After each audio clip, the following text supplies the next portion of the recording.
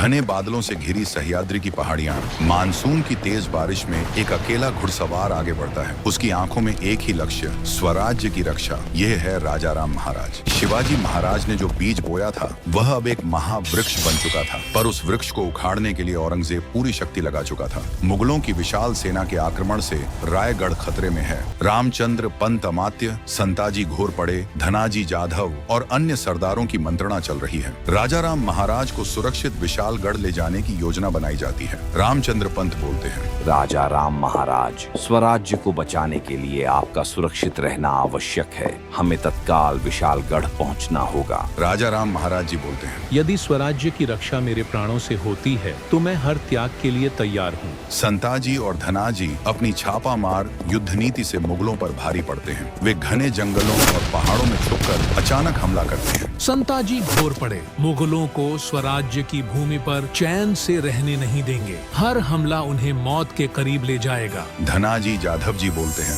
हमारे पास तलवारें कम हैं, पर हौसला अपार है।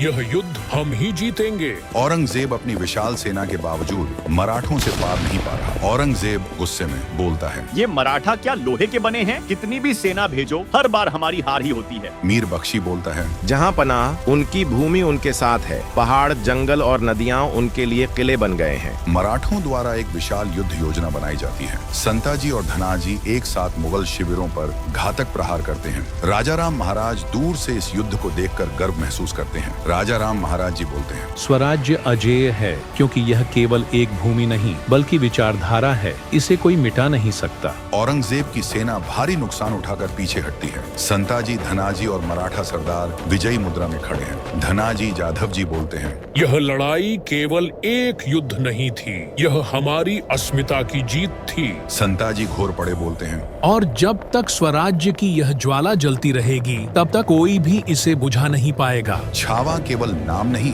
बल्कि हर मराठा के हृदय की भावना है। स्वराज्य की यह गाथा कभी समाप्त नहीं होगी। अगर यह वीडियो आपको प्रेरणादायक लगे तो चैनल को सब्सक्राइब करें। हर हर महादेव, जय भवानी, जय शिवाजी। धन्यवाद।